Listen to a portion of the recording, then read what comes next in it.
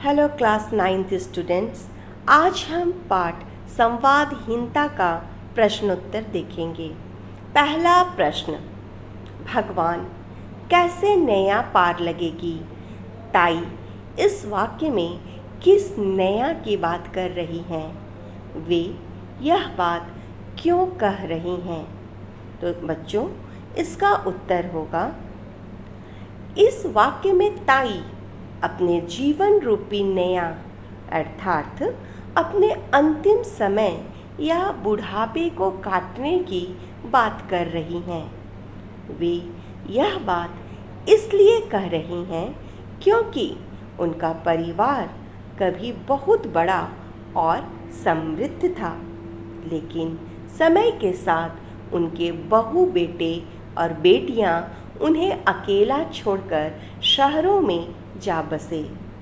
उस विशाल और सुनसान घर में ताई बिल्कुल अकेली रह गई थी। इस ढलती उम्र में अकेलेपन का यह भारी समय और जीवन का सफ़र वे कैसे पूरा करेंगी? इसी गहरी चिंता और लाचारी के कारण उनके मुंह से यह बात निकली। और अब दूसरा प्रश्न देखते हैं। धीरे धीरे सब पराए हाथ में चला गया। इस वाक्य में किस घटना की ओर संकेत किया गया है? तो इसका उत्तर आप इस तरह लिख सकते हैं। इस वाक्य में ताई के जमींदार परिवार के वैभव, धन दौलत के नष्ट होने और संयुक्त परिवार के बिखरने की घटना की ओर संकेत किया गया है। एक समय था जब इस बड़े घर में पूत परिवार, बहू बेटियां और नौकर चाकर सब थे, लेकिन धीरे धीरे बहू बेटे गांव का मुंह छोड़कर शहरों के हो गए और बेटियों का विवाह हो गया। जब घर में व्यापार और खेती बाड़ी संभालने वाला कोई उत्तराधिकारी नहीं बचा, तो धीरे धीरे सारा कारोबार और संपत्ति दूसरों यानी पराए लोगों के हाथों में चली गई। और अब तीसरा प्रश्न, ताई की सारी ममता मिट्ठू पर बरस पड़ी, क्यों? तो इसका उत्तर देखिए। ताई स्वभाव से बेहद स्नेही और ममतामयी स्त्री थीं, लेकिन अपनों के दूर चले जाने के कारण उनकी यह ममता भीतर ही दबी हुई थी। जब गणपत ने उनके अकेलेपन को दूर करने के लिए एक पहाड़ी तोता मिट्ठू लेकर आया, तो ताई को उस सूने घर में एक आत्मीय साथी मिल गया। मिट्ठू ताई की बातों का जवाब देता था और उनसे इंसानों की तरह बात करता था।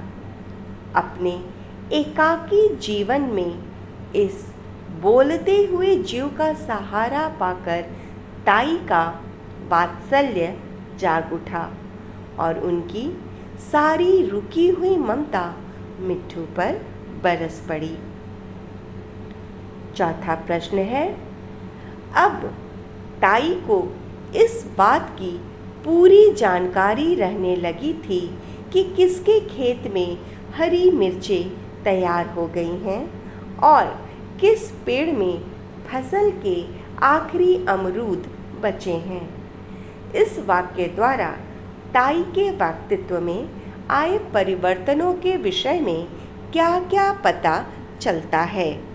तो बच्चों, इसके उत्तर में आप लिख सकते हैं, इस वाक्य से ताई के व्यक्तित्व में आए निम्नलिखित सकारात्मक परिवर्तनों का पता चलता है। इसका उत्तर आप पॉइंट्स में दीजिएगा, ठीक है? पहला, जीने की नई उमंग। जो ताई पहले अकेलेपन के कारण पूरी तरह उदास और निराश रहती थी, यहाँ तक कि अपने लिए खाना बनाने में भी आलस्य करती थी, अब वे जीवन से दोबारा जुड़ गई थीं। दूसरा, सक्रियता और बाहरी दुनिया से जुड़ाव। मिट्ठू की पसंद हरी मिर्च और अमरूद का ख्याल रखने के बहाने ताई अब अपने घर से बाहर आस पड़ोस, खेतों और प्रकृति में रुचि लेने लगी थी। और तीसरा पॉइंट होगा चिड़चिड़ेपन की समाप्ति।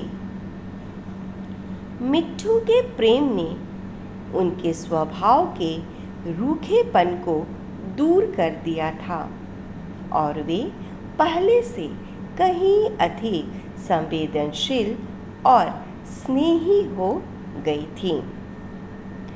अब अगला प्रश्न देखते हैं।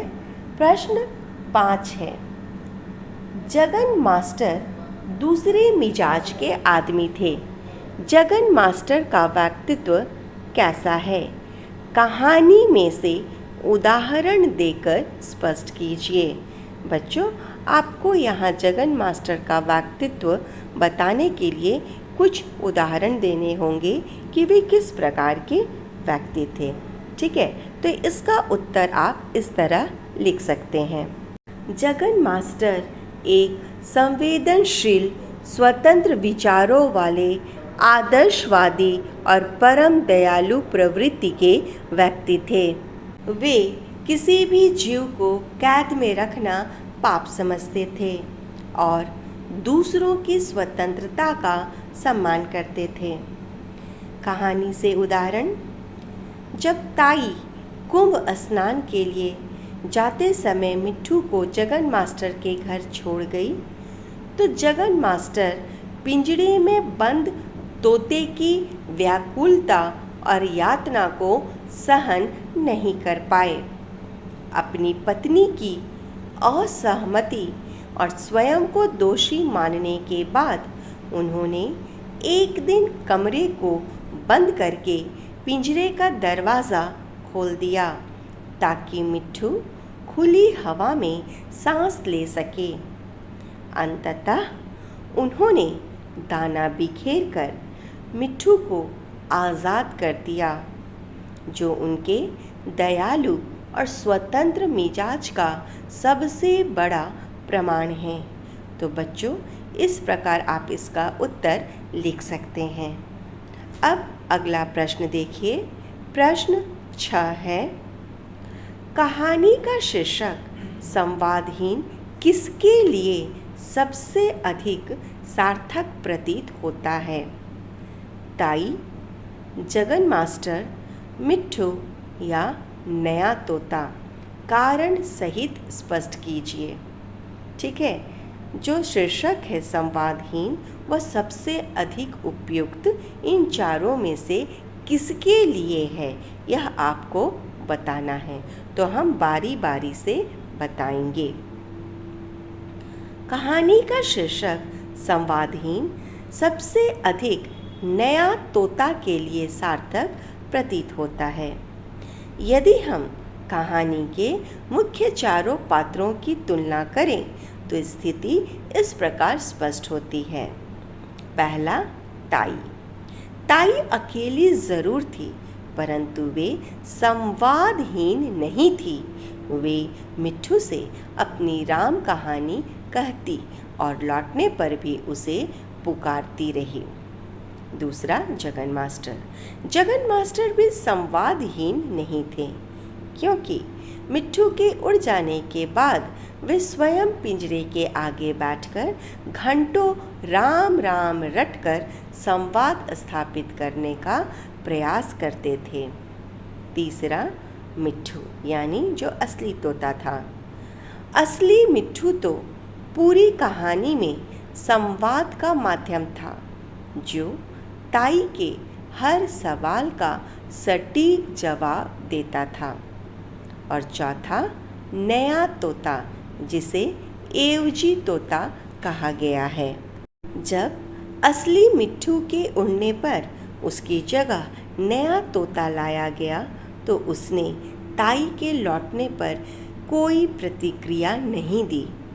ताई के बार बार स्नेह से पुकारने और गुहार लगाने पर भी वह पिंजरे में मौन बैठा रहा और केवल इधर उधर ताकता रहा।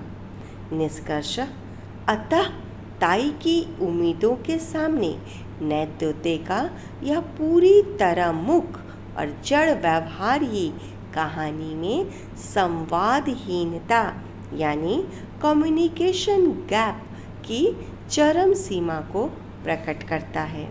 इसलिए यह शीर्षक नया तोता के लिए ही सर्वाधिक उपयुक्त है।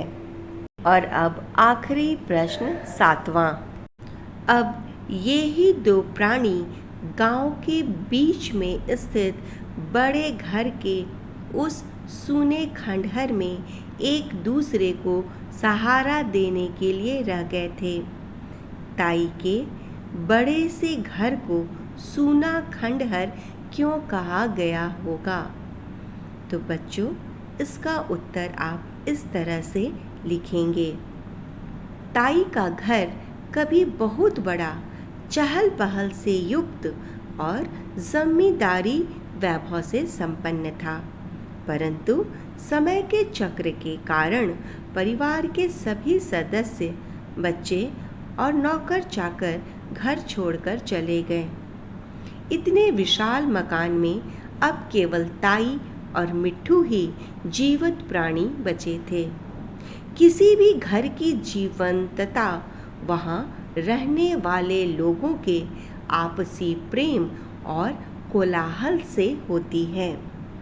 जब एक बड़े से मकान से आत्मीयता, रौनक और लोग चले जाएं, तो वह केवल दीवारों का एक निर्जीव ढांचा बनकर रह जाता है। इसी सूनेपन और वीरानी के कारण ताई के उस बड़े घर को सूना खंडहर कहा गया है। तो बच्चों, मैंने आपको प्रश्नोत्तर बता दिया। अब आपको पूरी कहानी जाननी है तो कृपया मेरे प्लेलिस्ट में जाकर कहानी को ज़रूर देखें। वीडियो पसंद आई हो तो इसे लाइक, शेयर और सब्सक्राइब करें। धन्यवाद।